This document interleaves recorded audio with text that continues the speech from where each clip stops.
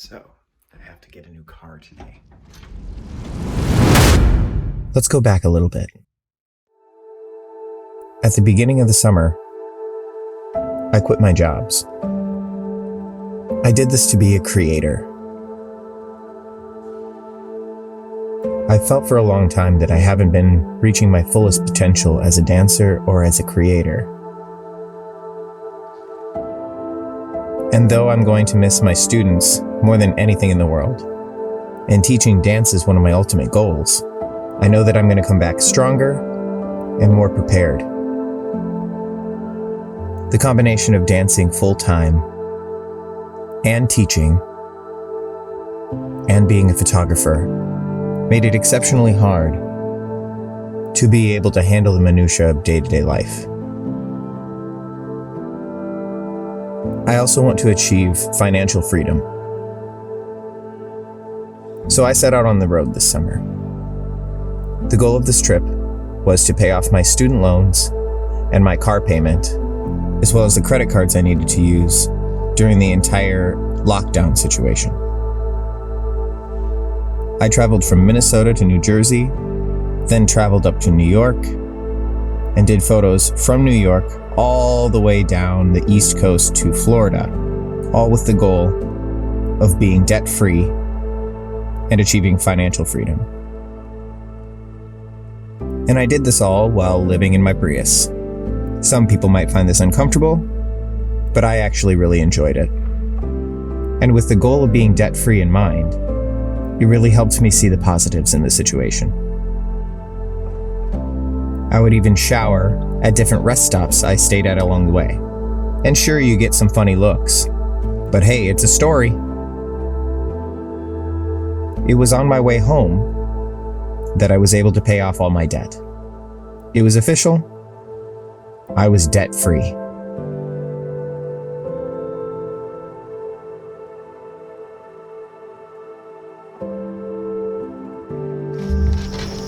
So, I'm out here filming because my roommates are still sleeping, and I thought it was going to be quiet out here, but there's actually a lot of runners and a whole heck ton of birds. So like I said, I set out on the road this summer to be debt-free, and I did it. On my way home from Florida, I was able to pay off the last of my car payment on my Prius, and I paid off all of my student loans, as well as all those credit cards that I had to use. I haven't experienced a happier moment in a long time. It was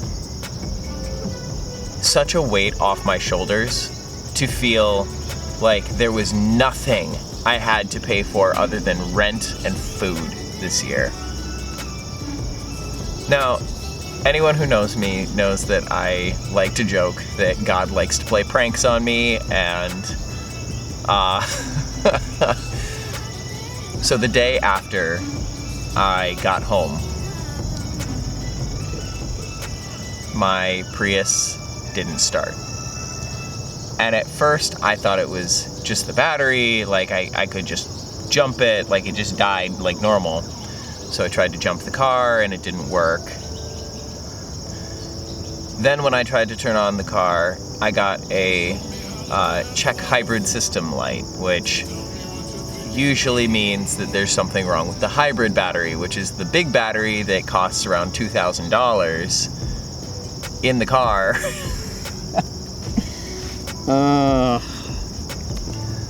So I reset the hybrid system by removing the fuse and disconnecting it from the fuse box and leaving it for 10 minutes to see if that would do anything, and it didn't. Same problem. I went and got a code reader from a local car dealer, and I tried to read the codes, but it didn't work on a hybrid for some reason, because hybrids are weird. So I called a hybrid specialist and had him come read the codes, and he pulled up that it was something to do with the hybrid system and the inverter that was in the engine, which was a problem. And he pulled up a warranty that guaranteed that I would get that fixed for free from the dealership. So I took it to the dealership. They were like, okay, yeah, we see that code, we're gonna fix it. So I went a couple days and I had a rental car that was free because it was all under warranty. And I went under the impression that the car was gonna be fixed. And we come to a day when they called me and they told me that it's not just the inverter, it's the hybrid battery itself, and there was no way to fix it without going through a huge process, an overpriced $500 inspection they need to do to figure out what is the actual issue to the problem. And the total was going to be somewhere in the ballpark of $3,600 to $4,000, which from a 2010 Prius is kind of overpriced, and at the same time, I can't afford that. So I had to buy a new car. It ended up being cheaper to purchase a new vehicle. At first, when I was dealing with this, I felt kind of betrayed. Like, I tried to be debt-free this summer, and it was such a bummer that I would have to get another car payment. And theoretically, I know it's considered a good type of debt, but I'm still in debt again. But I want to assure you guys, there is a silver lining to all of this. Sure, my Prius died. The thing that has taken me across the United States multiple times died on me. And I'm lucky because it died in my driveway. Another thing that is really good is that because I paid off all my debt, my credit score went up, which is something I've been trying to do for years. And in a way, this gives me a challenge. This gives me the ability to say, let's do it again. I have a new goal. My goal is to pay off the car by the end of 2021. It's a lofty goal, but who's to say I couldn't do it? And overall, the best thing that I have from this summer is memories of traveling and getting to see all my friends in other states again. And sure, the hard work, but also the good times, the parts of it that dance photography is such a blessing, and I'm so glad that I get to do my job. I'm so glad that I get to travel and do all these amazing things because of my photography career. And honestly, I'm not bummed.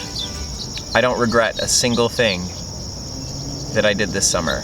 I don't regret paying off my Prius a week before it quits on me.